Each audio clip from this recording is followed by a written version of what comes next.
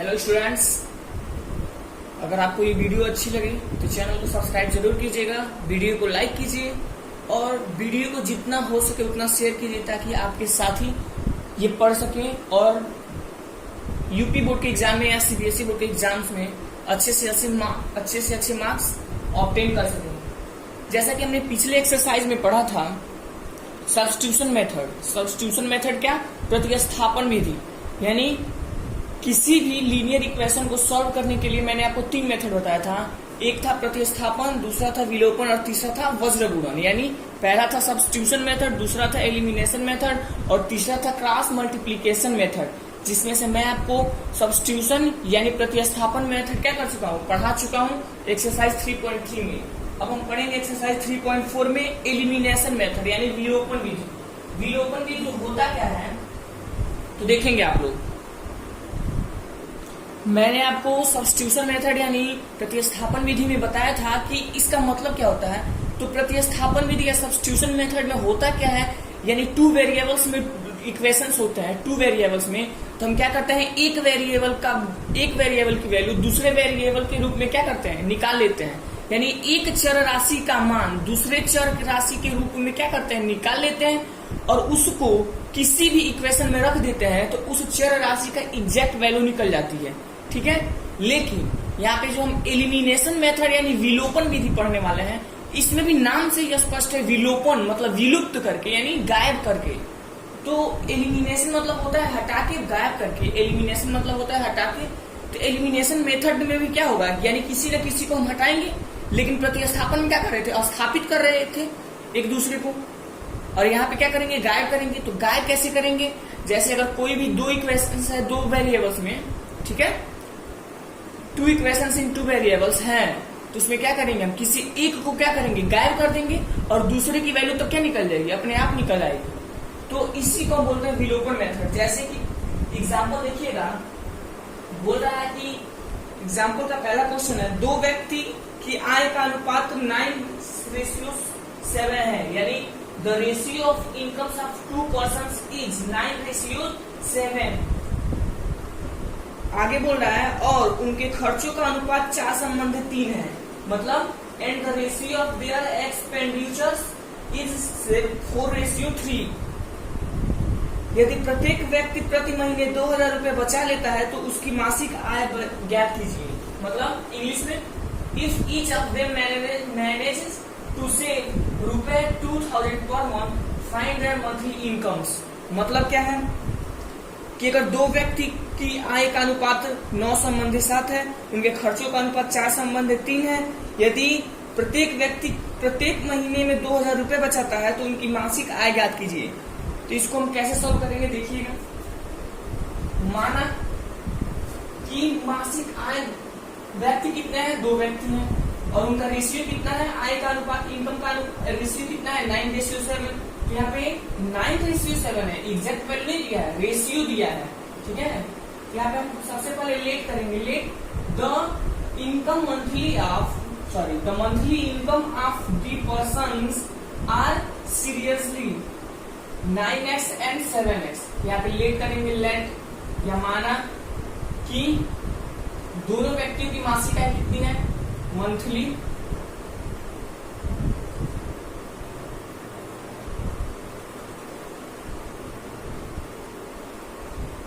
Income equal to 9x and 7x।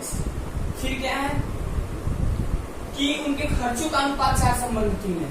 उनका खर्चा कितना है, 4:3 के अनुपात में। तो लिखेंगे x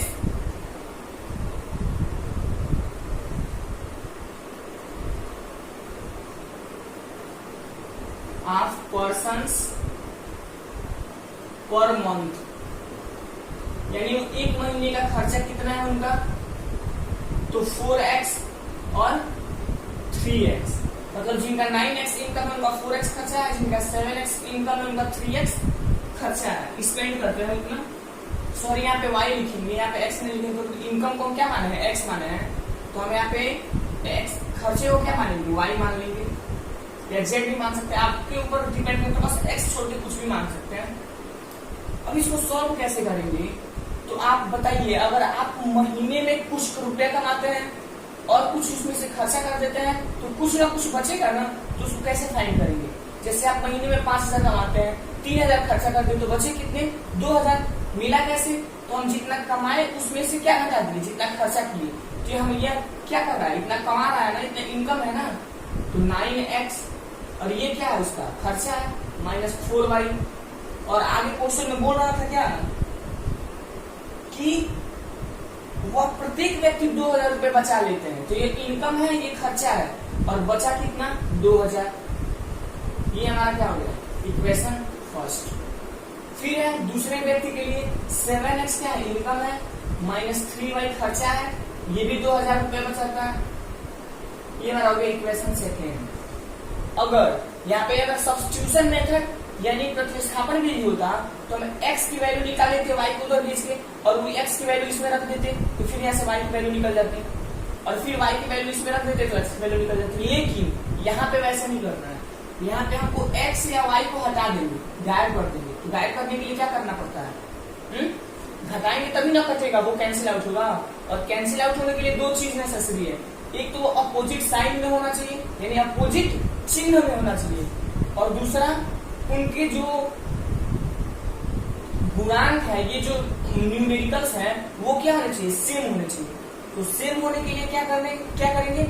तो सेम होने के लिए देखिए, यहाँ पे 9 है, यहाँ पे 4 है, यहाँ पे 7 है, यहाँ पे 3 है, तो किसी एक संख्या से ऊपर और नीचे मल्टीप्लाई कर दे, यानी किसी एक संख्या से इसमें और दूसरे संख्या से इसमें, जिससे दोनों क्या हो जाए? इक्वल हो जाए। जैसे यहाँ पे 9 है, तो 9 में अगर 7 से कर दें तो क्या हो जाएगा? 63, और 9 से इसमें कर दें तो क्या हो जाएगा? 63। x बराबर हो जाएगा।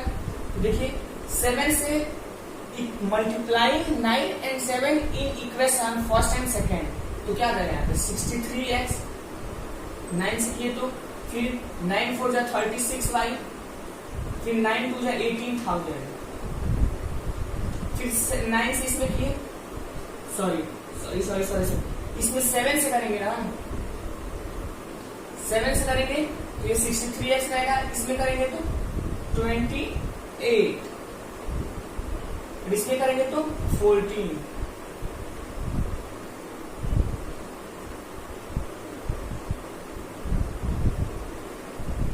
ठीक है, और इसमें 9 से करेंगे, इसमें 9 से करेंगे तो यह 63x रहेगा, और ये हो जाएगा 27y, और ये हो जाएगा 18,000।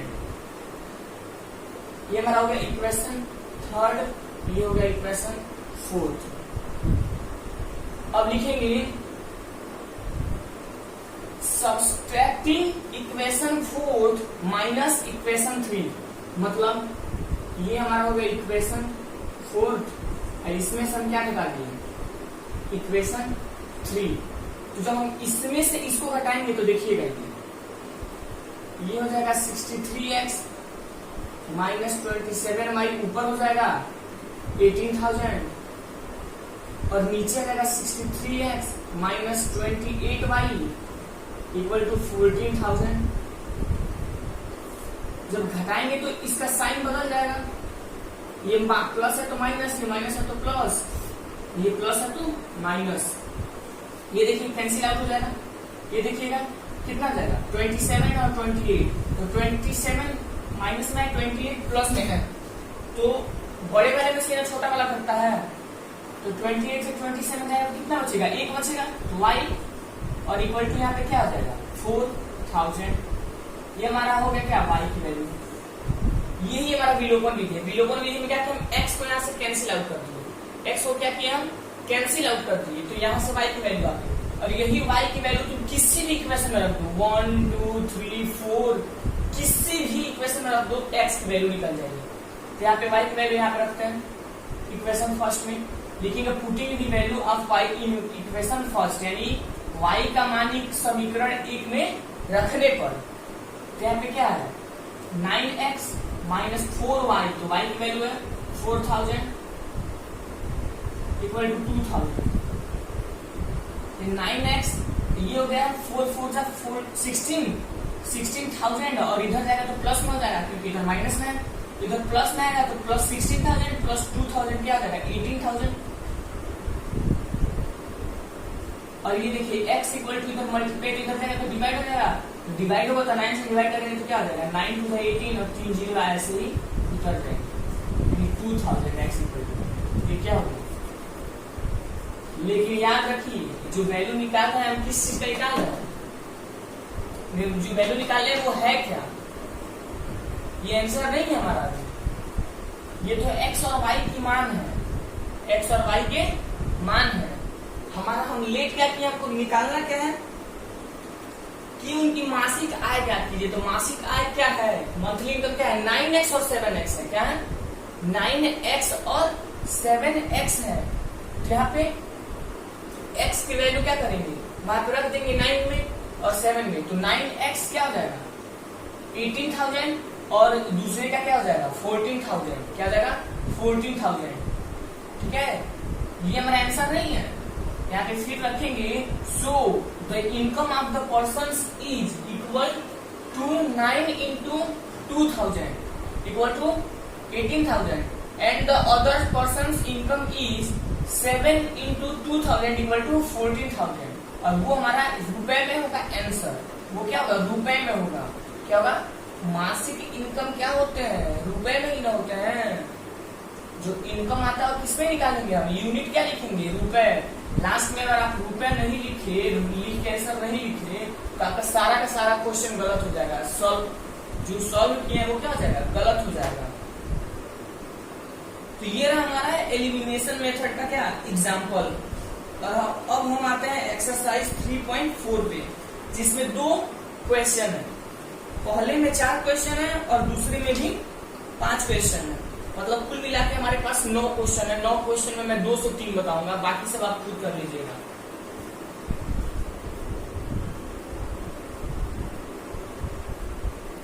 अब देखिए एक्सरसाइज 3.4 का पहला क्वेश्चन है, solve the following pair of linear equations by the elimination method and the substitution method.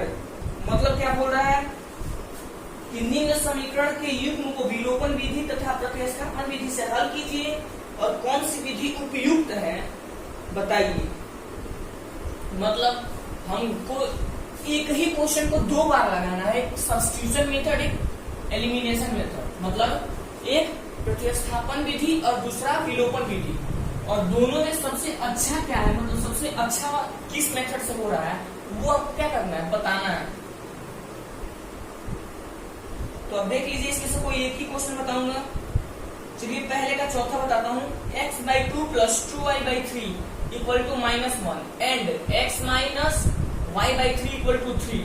ये हमारे क्या है इक्वेशंस पेयर है, पेयर ऑफ इक्वेशंस है, पेयर ऑफ इक्वेशंस है, जिसमें चौथा है। छोड़िए पहले पहला बताता हूँ, 2 क्वेश्चन इसमें से बता दूंगा।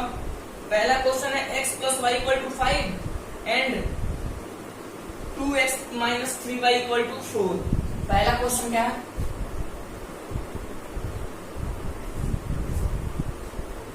x + y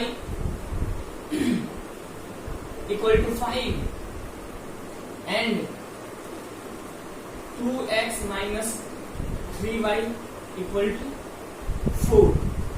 इसको हमको सब्स्टिट्यूशन मेथड से भी करना है और एलिमिनेशन मेथड से भी। तो सबसे पहले हम प्रतिस्थापन के लिए सब्स्टिट्यूशन मेथड से करते हैं। यहाँ से x की वैल्यू निकालेंगे, x की वैल्यू 5 - y, इसको हम उठा के इसमें रखेंगे 2 x की वैल्यू है 5 - y -3y = 4। That implies 2 × 5 = 10 and -2y - 3y = 4. That implies 10 - 5y = 4. That implies 5y minus है तो इधर जाएगा तो प्लस, ये इधर आएगा तो माइनस, ये 4 इधर आएगा तो 10 - 4 हो जाएगा, यानी 6 हो जाएगा। तो क्या आ जाएगा 5y = 6। That implies y = 6/5। ये हमारा हो गया y की वैल्यू सब्स्टिट्यूशन मेथड से। अब y की वैल्यू इसमें रख दीजिए, x = 5 - 6/5, x = 5 × 25 -6/5, x = 25 - 6 कितना होगा 19/5। ये हमारा क्या है, एक्स की वैल्यू। ये क्या है, सब्स्टिट्यूशन मेथड है, सब्स्टिट्यूशन मेथड। ठीक है, इसी को हम विलोपन विधि से करेंगे। विलोपन विधि, तो पहला इक्वेशन है x plus y equal to 5 और दूसरा इक्वेशन है 2x minus 3y equal to 4। अब देखिएगा इसमें हम विलोपन विधि में क्या करता है, x या y को क्या करेंगे, गायब करेंगे। तो हमको किसको गायब करना आसान रहेगा, y को, क्योंकि हम घटाना नहीं पड़ेगा, क्योंकि ये प्लस है ये माइनस है। ठीक है, x में दोनों प्लस है तो घटाना पड़ता, लेकिन ये प्लस है ये माइनस है तो इसको क्या करना पड़ेगा, घटाना नहीं पड़ेगा, वैसे ही जोड़ देंगे वो कैंसिल आउट हो जाएगा। बस क्या करें, इसका ये जो 3 है गुणांक है उसको क्या करना है, सेम करना है। तो यहाँ पे 3 है तो इसमें भी 3 से मल्टीप्लाई कर देंगे तो नहीं हो जाएगा, तो लिखेंगे मल्टीप्लाइंग बाई 3 इन इक्वेशन 1। ठीक है, तो क्या आ जाएगा 3x plus 3y equal to 15, ये जाएगा 2x minus 3y equal to 4। ये दूसरा इक्वेशन है। अब जोड़ दीजिए, तो जोड़ेंगे तो साइन बदलता नहीं है, ये minus plus cancel out, 3x और 2x 5x, 15 और 4 कितना हो जाएगा 19। तो x इक्वल टू क्या हो जाएगा 19/5। अब ये x की वैल्यू उठा के यहाँ पे रख दीजिए तो y की वैल्यू आ जाएगी। तो यहाँ पे x इधर है, इधर जाएगा तो प्लस है, इधर आएगा तो क्या जाएगा माइनस हो जाएगा। तो y इक्वल टू क्या हो जाएगा 5 और माइनस x, तो x की वैल्यू क्या है 19/5। तो y इक्वल टू क्या हो गया 5 5 जा 25 और माइनस 19 कितना जाएगा 6 हो जाएगा, तो 6/5। ये हो गया 6/5। ये हमारा क्या है एलिमिनेशन मेथड। देखिए दोनों x की वैल्यू 19/5 और y की वैल्यू 6/5 आया है कि नहीं, सब्स्टिट्यूशन मेथड है या एलिमिनेशन मेथड है, दोनों से आया है ना। तो ऐसे ही सॉल्व करेंगे, पहला पूरा एक्सरसाइज सॉल्व कर लेंगे आप लोग पहले का। तो ये इस प्रकार हमारा पहले का पहला सॉल्व हुआ और इसी तरह हम पहले का चौथा भी सॉल्व करेंगे, देखिएगा आप लोग।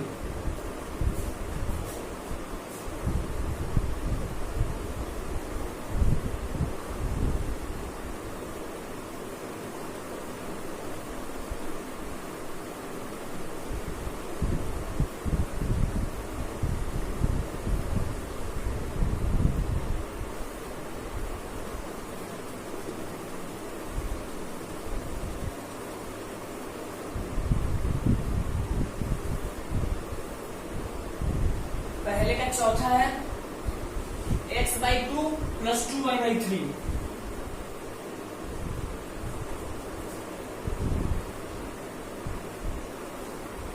x/2 प्लस 2y/3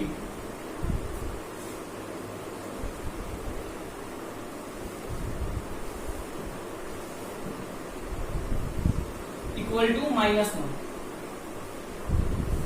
और दूसरा है x minus y/3 equal to 3। ठीक है, सबसे पहले तो ये जो अपान में है उसको हम हटाएंगे, तो उसको हटाने के लिए क्या करेंगे, क्रॉस मल्टीप्लीकेशन करके हटा देंगे। तो 3x plus 4y equal to minus 2 3 6 और 6 1 6। ठीक है, ये होगा 3x माइनस y और उधर 3 3 9। देखिएगा यहां से हम पहले सब्स्टिट्यूशन मेथड करेंगे ना, तो यहां से देखिए x और y की वैल्यू निकालना क्या है, टफ है, लेकिन यहां से टफ नहीं है क्योंकि यहां से y सिंगल है। तो सिंगल है तो यहाँ पे हमको माइनस y की वैल्यू नहीं चाहिए, कभी भी हम किसकी वैल्यू निकालते हैं, प्लस की वैल्यू निकालते हैं। तो यहाँ पे प्लस y की वैल्यू चाहिए, तो इधर ये y जाएगा तो प्लस y हो जाएगा ना, तो क्या हो जाएगा y equal to 3x minus 9। ठीक है, यहां से आपको क्या मिल गया, ये इक्वेशन फर्स्ट, इक्वेशन सेकेंड और ये होगा इक्वेशन थर्ड। ये होगा y की वैल्यू 3x माइनस 9 और इसी y की वैल्यू आप क्या कीजिए इस इक्वेशन में रख दीजिए, तो हमको क्या मिल जाएगा x की वैल्यू मिल जाएगी। तो ये है 3x प्लस 4y, तो 4y यानी 4 से मल्टीप्लाई कर दीजिए, तो 4 3 12x माइनस 4 9 36 इक्वल टू -6। ये हो गया क्या 15x, और ये देखिएगा ये माइनस तो इधर जाएगा तो प्लस हो जाएगा। ये होता है ये +30 या -6 कितना हो जाएगा, सॉरी +36 या -6 कितना हो जाएगा 30। 15 से डिवाइड कर देंगे तो x की वैल्यू क्या आ जाएगी 2। अब यहाँ पे x की वैल्यू रख दीजिए, y equal to 3 into 2 -9, y equal to 6 -9, y equal to क्या आ गया -3। -3 कैसे है, 6 से 9 तो घटेगा नहीं, माइनस होगा नहीं, तो 9 से 6 माइनस करेंगे और बॉडी वाले का साइन माइनस है तो माइनस लगा देंगे। ये होता है हमारा सब्स्टिट्यूशन मेथड। अब है हमारा क्या एलिमिनेशन मेथड। एलिमिनेशन मेथड देखिए, दो इक्वेशंस थे 3x + 4 इक्वल टू -6, सॉरी हाँ -6, और दूसरा था 3x - y इक्वल टू 9। देखिएगा यहाँ पे ये सेम है, ठीक है, बस साइन अपोजिट नहीं है, तो यहाँ पे क्या करेंगे हम घटा देंगे, ठीक है, लिखेंगे यहाँ पे subtracting, to subtract,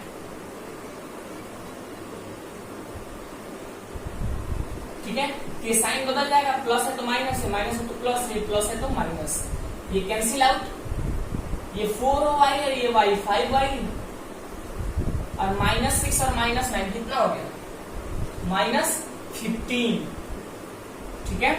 minus same sign होता है तो क्या हो जाता है ऐड हो जाते हैं, जब अपोजिट साइन होता है तब क्या होता है वो सब्सट्रैक्ट होते हैं, लेकिन साइन किसका लगता है हमेशा बड़े वाले का, ठीक, क्या हो गया 9 और 6 15 और माइनस ये 5 से इधर डिवाइड होगा तो क्या आ जाएगा 15, 5 कितनी बार में 3 टाइम्स डिवाइड हो जाएगा, तो y की वैल्यू क्या हो गई सेम आ गई -3, और यही y की वैल्यू तुम यहाँ पे रख दो तो क्या हो जाएगा 3x माइनस और minus minus +3 equal to 9, 3x equal to 6 और x इक्वल टू 2।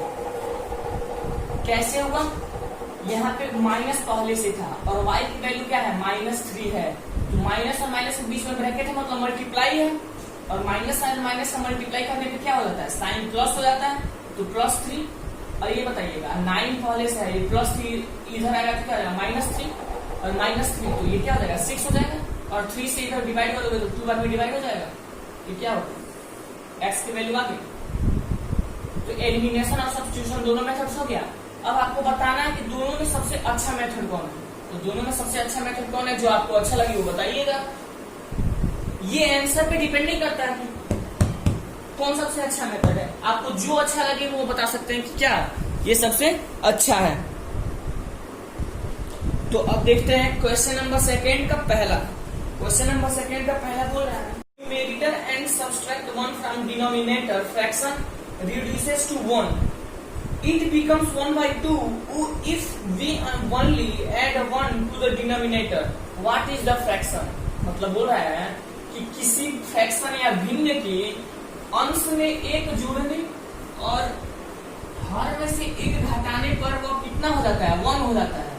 यदि केवल उसके हर में एक जोड़ दिया जाए तो वो भिन्न कितना हो जाता है वो 1/2 यानी 1/2। तो पूछ रहा है what is the fraction, fraction कितना होगा, तो लेट दूसरे का पहला ऐसे कर लेंगे, मान लेंगे let the fraction equal to x/y। According to question क्या बोल रहा है पहले न्यूमेरेटर में 1 जोड़ने पर और डिनोमिनेटर में 1 घटाने पर 1 हो जाता है, क्या से कर लेंगे x + y, x + 1 equal to y + 1, x और y को एक साइड में ले लीजिए तो x - y equal to 0, sorry ये -1 है ना, ये -1 है ना, y - 1 तो क्या हो जाएगा -2, और ये हो जाएगा इक्वेशन फर्स्ट मान लीजिए। फिर दूसरा क्या बोल रहा है कि न्यूमेरेटर से एक जोड़ने पर 1/2 हो जाता है, तो ये देखिए 2x इक्वल टू y + 1, तो क्या हो जाएगा 2x - y इक्वल टू 1। ये हो गया इक्वेशन सेकेंड। इक्वेशन फर्स्ट और सेकंड को एक पास रख लीजिए, देखिए घटा दीजिए तो माइनस है, प्लस है तो माइनस, माइनस है तो प्लस, ये कैंसिल आउट, ये x और ये 3, x की वैल्यू निकल गई, x की वैल्यू किसी इक्वेशन में रख दीजिए, y की वैल्यू निकल जाएगी। इसी तरह हमारा दूसरा क्वेश्चन है,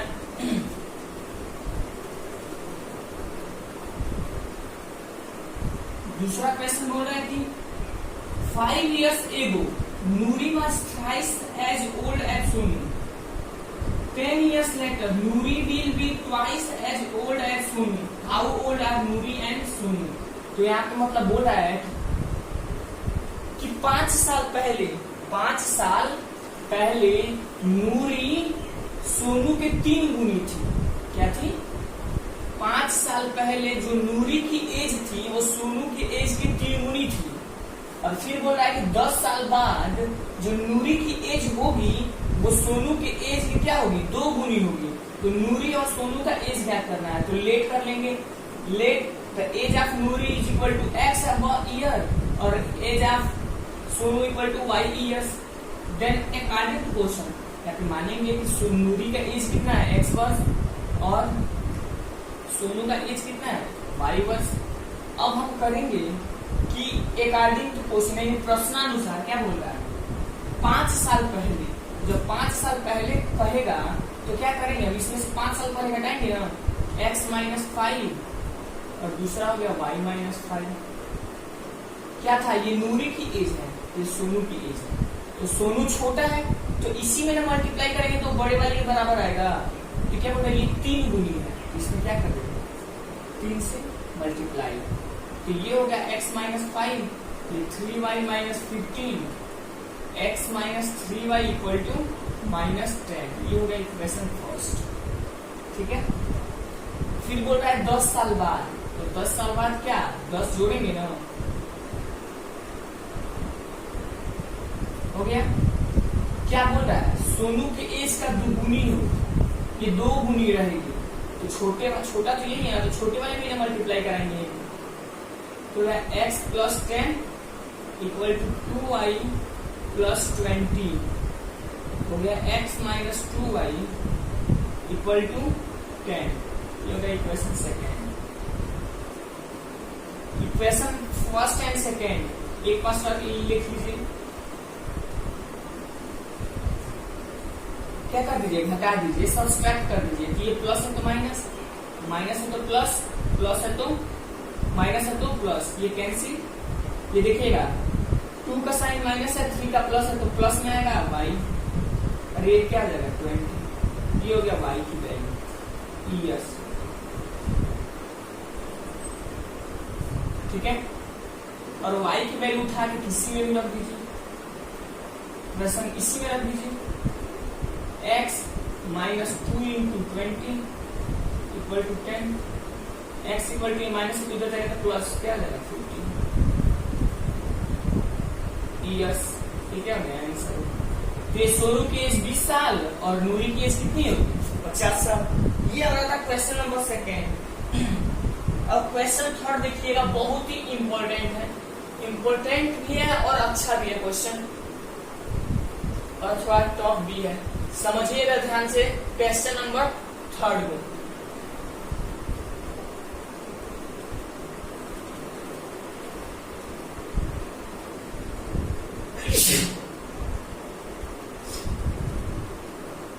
क्वेश्चन थर्ड बोल रहा है the sum of the digit of a 2 digit number is 9। यानी 2 अंकों की संख्या के अंकों का योग कितना है? 9 है। आप समझ नहीं पाएंगे। बोल रहा है कि the sum of the digits, यानी किसी डिजिट को जोड़ने पर क्या आ रहा है? 9 आ रहा है। और किसको जोड़ रहा है? 2 डिजिट नंबर यानी 2 अंकीय संख्या। जैसे 2 अंकों की संख्या क्या है? जैसे 10 से लेके और 99 के बीच में कितने हैं? जो भी संख्या 2 अंकों की संख्या है यानी 2 डिजिट नंबर है। और इन्हीं को जोड़ने पे कितना आ रहा है? 9 आ रहा है। जैसे 1 और 0 जोड़े तो 1 आ गया, 9 और 9 जोड़े तो 18 आ गया, 11 में 1 जोड़े तो 2 आ गया, 12 में 2 1 जोड़े तो 3 आ गया। ऐसे तो क्या हुआ? 2 अंकों की संख्या हुई ना। तो यही बोल रहा है कि 2 डिजिट नंबर में डिजिट को जोड़ने पे कितना आ रहा है? 9।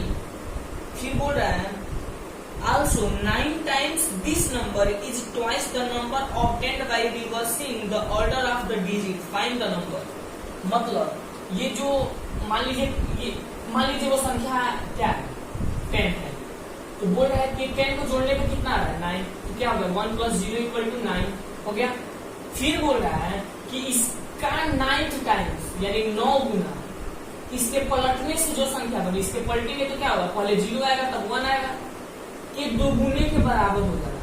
ये एक इक्वेशन बनेगा, ठीक है। तो आप ध्यान से देखिएगा इस क्वेश्चन को। तो इस क्वेश्चन को सॉल्व कैसे करेंगे, let the 10th half be digit number, मतलब दहाई वाली संख्या। जैसे यहाँ पे 99 में 2 अंकों की संख्या है, 2 डिजिट नंबर्स हैं, तो ये क्या हो गया 1 हो गया, 1 हो गया, ये 10 हो गया ना, 10 हो गया ना, 10 मतलब ये इकाई और ये दहाई। तो माना let the tens of number is x and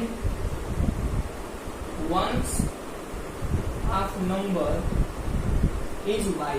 तो संख्या क्या बनेगी x, so the number is, so the 2 digit number is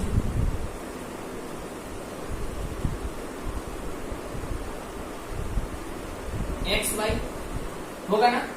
अब बोला है इसी को जोड़ने पे कितना आ रहा है 9 आ रहा है, इन डिजिट को जोड़ने पे 9 आ रहा है, यानी x + y = क्या आ रहा है 9। ये हमारा इक्वेशन फर्स्ट। यहाँ पे लिखेंगे अकॉर्डिंग टू क्वेश्चन, ये प्रश्नानुसार इस अंकों को जोड़ने पे कितना आ रहा है 9 आ रहा है, 9 आ रहा है। फिर बोल रहा है कि 9 टाइम्स जो अंक है, जो 2 डिजिट नंबर है उसका क्या है, यहाँ पे ये ऐसे नहीं लिखेंगे, यहाँ पे लिखेंगे 10x + y।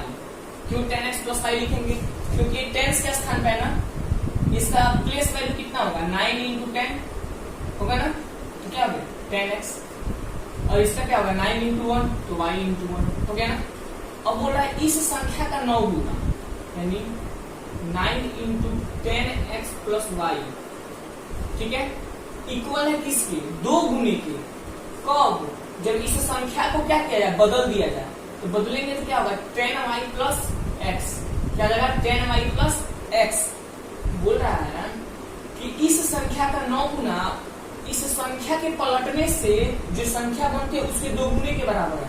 तो इस संख्या को पलटोगे, तो ये 9 यहाँ जाएगा, ये 9 यहाँ चला जाएगा ना, वैसे x यहाँ चला जाएगा, y यहाँ चला जाएगा, तो इसके 2 गुने के बराबर है। अब इसको सॉल्व करेंगे, 9 × 10 = 90, 9 × 10 = 19x, 9 × 9 यानी 9 × 9 = 9y, 2 × 10 = 20y, 2 × 1 = 2x।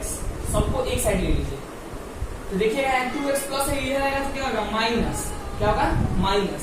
तो 90 में से 2 माइनस करोगे तो कितना होगा 88x प्लस, देखिएगा यहाँ पे इक्वल टू कर दीजिए, इसको इधर भेज दीजिए, ये 20y में से 9y घटाओगे तो कितना होगा 11y, क्या होगा 11y। अब देखिए 11 से इधर डिवाइड कर दीजिए, तो ये कितने टाइम्स में जाएगा 8 टाइम्स में जाएगा, ये 1 टाइम्स में जाएगा, तो क्या होगा 8x = y। तो y को इधर ले लीजिए, 8x - y = क्या आ गया 0। ये हो गया हमारा equation number second. Equation first को नीचे लिख लीजिए, यहाँ पे लिखेंगे then from equation first and second, तो क्या हो जाएगा x + y = 9। ये देखिए अपोजिट साइड है, गुणांक भी सेम है, तो क्या जाएगा कैंसिल आउट, ये 8x और 1x कितना आ जाएगा 9x, 0 और 9 कितना आ जाएगा 9, 9 से डिवाइड करेंगे तो x की वैल्यू क्या आ जाएगी 1, क्या आ जाएगी 1। फिर यही x की वैल्यू आप इसमें रख दीजिए, तो क्या हो जाएगा 1 + 9 y x, यहाँ पे 1 + y = है 9, 1 को इधर भेज दीजिए तो y = क्या आ जाएगा 8। हमारी x और y की वैल्यू निकल गई और वही इसमें रख दीजिए। तब लिखेंगे सो the 2 digit number is 10x, x की वैल्यू क्या है 1 प्लस y की वैल्यू 8, तो 10 × 10 + 8 और 10 और 8 कितना होगा 18। अब इसको देख लीजिए, आप देख लीजिए सही है कि नहीं, तो इन दोनों अंकों को जोड़िए, देखिएगा 9 नहीं आ रहा है, 9 नहीं आ रहा है, 1 और 8 9 नहीं आ रहा है। अब देखिए फिर यहाँ पे इसको मिला लीजिए, इस संख्या में 9 से मल्टीप्लाई कीजिए, 18 9 जाए, और इस संख्या को पलट दीजिए, तो इसको पलटेगा क्या होगा 18 81, इसका 2 गुना कीजिए, 2 गुना किया ना, अब देखिएगा बराबर नहीं आ रहा है, 2 9 जा 18 और 9 9 जा 81, 9 और 9 इक्वल टू नहीं आ गया, या यहाँ पे 89 जब मल्टीप्लाई कर लीजिए कितना होता है 162, और यहाँ पे देखिए 2 1 जा 2 और 2 8 जा 16, नहीं होता। ये था हमारा दूसरे का तीसरा जो बहुत ही इंपॉर्टेंट था। अब देखिएगा चौथा नंबर,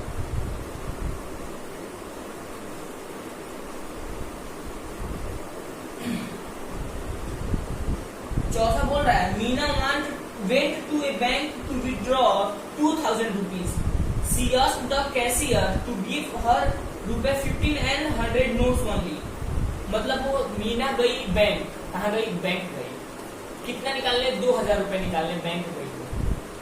जब 2000 रुपए निकालने बैंक गई तो वहां जाकर कैशियर से क्या बोलती है कि मुझे 50 और 100 के ही नोट चाहिए, ठीक है, कितने चाहिए, 50 और 100 के नोट चाहिए। तो कैशियर उसे 25 नोट देता है, कितना नोट देता है, 25 note. Meena got 25 notes in all, तो 25 नोट पाती है मीना, क्या पाती है, 25 नोट मिलता है उसको, और 25 नोट में क्या है, 2000 रुपए है। तो पता करना है 50 के कितने नोट है और 100 के कितने नोट है। अब क्वेश्चन को फिर शुरू से देखिएगा। क्वेश्चन में क्या बोल रहा है कि उसने 2000 रुपए निकाले जिसमें से 50 और 100 के नोट है। यहाँ पे लेट करेंगे कि let the numbers of notes of 15, यानी 50 रुपए के नोटों की संख्या कितनी है, x, और 100 रुपए के नोटों की संख्या कितनी है, यानी numbers of notes of 100 is equal to y। तो क्या बोल रहा है, 50 नोट है ना, 50 के नोट कितने हैं, x, तो 50x, अब प्लस 100 के कितने नोट है, y, तो 100y इक्वल टू कितने हैं, अब 50 के नोट जितने हैं और 100 के जितने नोट है मिला के कुल कितने रुपए निकालिए, 2000। तो क्या हो गई, 2000 यानी 2000। फिर इसमें एक और चीज क्या दिया है कि नोट कितने हैं कुल, 25, तो ये x 50 रुपए के नोटों की संख्या है, तो y कितने, 100 रुपए के नोटों की संख्या है। तो ये दोनों नोटों की संख्या है ना, तो क्या जाएगा, x plus y equal to क्या हो जाएगा, 25 हो जाएगा ना। अब देखिए इसमें 50 से डिवाइड करेंगे तो क्या होगा, x, ये हो जाएगा 2x, और ये क्या हो जाएगा 14, हो गया ना। अब इसको माइनस कर दीजिए, x x cancel, 2y minus y y, और 40 माइनस 25 क्या होगा 50, और y की वैल्यू इसमें रख दीजिए तो x इक्वल टू क्या मिल जाएगा 10। यानी 100 रुपए के नोटों की संख्या 15 और 50 रुपए के नोटों की संख्या कितनी है, 10। अब आप आंसर मिला लीजिए, ये 100 रुपए के नोटों की संख्या 15 है तो कुल कितने रुपए हुए, 1500, और 50 रुपए के नोटों की संख्या कितनी है, 10, तो कितने हो गए, 500, तो 1500 और 500 कितने हो गए, 2000 नहीं हो गए। और देखिएगा कुल 15 और 10 25 नोट नहीं है। ये था हमारा क्वेश्चन नंबर 4। अब देखेंगे क्वेश्चन नंबर 5। ये भी बहुत ही अच्छा क्वेश्चन है। क्वेश्चन नंबर 5 बहुत ही अच्छा क्वेश्चन है और जरूरी भी क्वेश्चन है। इस टाइप का क्वेश्चन मैंने आपको पहले बताया है एक्सरसाइज 3.3 में, लेकिन इसमें थोड़ा सा चेंज है।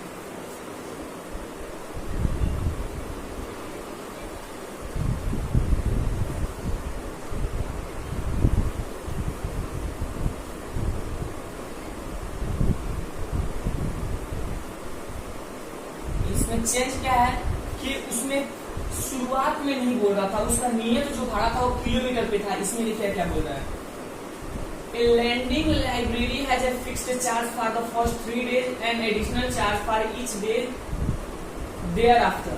मतलब एक लाइब्रेरी है जिसमें अगर बुक्स ले जाने के लिए उसमें चार्ज लगता है। तो जब चार्ज लगता है तो चार्ज लगता कैसे है, मतलब शुरू के 3 दिन पे फिक्स चार्ज है कि आप 3 दिन लेगा तो 50 रुपए लेगा, ठीक है। लेकिन 3 दिन से अधिक ले गया तो उस पर 1 दिन का 10 रुपए या 20 रुपए कुछ चार्ज लगेगा। वैसे ही बोल रहा है, मतलब 3 दिन के लिए फिक्स है और उसके बाद के लिए क्या है, 1 दिन का चार्ज है, पर डे इतना लगेगा। तो यहाँ पे लिखा है सरिता पेड ₹26 फॉर बुक 7 दिन, यानी वो 7 दिनों के 27 रुपए दी। While Sushi paid 21 for 5 days, और जो सुशी थी वो कितने रुपए दी, 21 रुपए दी, कितने दी, 5 डे के लिए। तो जो फिक्स चार्ज है यानी 3 दिन के लिए जो चार्ज है वो हमको पता करना है, और जो पर डे रुपए चार्ज है वो हमको पता करना है, ठीक है। तो क्वेश्चन हम यहाँ पे लेट कर लेंगे, let the fixed charge is x रुपए, यानी जो नियत चार्ज, नियत भाड़ा है वो क्या है,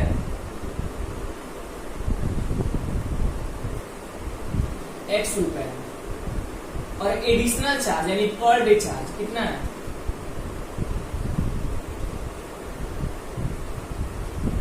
एडिशनल चार्ज कितना है, y रुपए। तो ये बताइए वो 7 दिन के लिए ले गई थी, सरिता कितने दिन के लिए ले गई है, सरिता 7 दिन के लिए ले गई है। तो आपको क्या क्वेश्चन बताया गया, शुरू के 3 दिन के लिए फिक्स चार्ज है, तो 3 दिन हटा दीजिए तो बचे कितने, 4 दिन। तो 4 दिन के लिए ना एक्स्ट्रा पैसे लगेंगे, क्योंकि 3 दिन के लिए तो फिक्स है कितना, x रुपए, ये हो गया x रुपए 3 दिन के लिए, और 4 दिन के लिए कितने हो गए पर डे, एक दिन का y रुपए, तो 4 दिन का 4y, और कितने रुपए दी है, 27 रुपए दी है। वैसे ही सुशी कितना है, 5 डे, जिसमें से 3 दिन वो क्या दी है, एक्स्ट्रा x रुपए दी है, प्लस तो वो कितना बचा, 2 दिन के लिए एक्स्ट्रा पैसे दिए है, तो 2y कितना हो गया 21। अब इसी को सॉल्व कर दीजिए, इक्वेशन फर्स्ट, इक्वेशन सेकंड, देखिए माइनस माइनस माइनस ये cancel out, 2y 4y minus 2y 2y, 27 minus 21 6, तो y इक्वल टू क्या आ गया 3।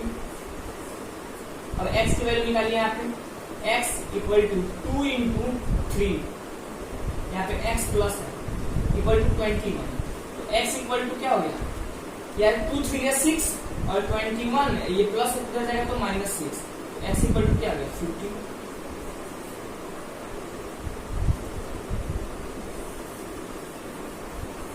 मतलब 3 दिन के लिए कितना भाड़ा है 15 रुपए, कितना रुपए है, मतलब 3 दिन के लिए कितना भाड़ा है 15 रुपए, और 1 दिन का भाड़ा कितना है 3 रुपए। मतलब आप अगर आप 3 दिन के लिए, मतलब आप जितना दिन के लिए किताब ले जाते हैं, अगर आप मान लीजिए 10 दिन के लिए किताब ले गए तो शुरू के 3 दिन के लिए आपको 15 रुपए देने होंगे, कितना 15 रुपए, तो बचे कितने 7 दिन, और 7 दिन का भाड़ा कैसे लगेगा, तो 3 रुपए 1 दिन के हिसाब से, यानी 3 रुपए पर डे, तो 7 दिन ले रहे हैं और 3 रुपए 1 दिन का भाड़ा है, तो 7 3 21 रुपए, ये 15 रुपए कितने हैं 3 दिन के, और ये 21 रुपए 7 दिन के, तो 10 दिन के नहीं हो गए टोटल 21 प्लस 15 36 रुपए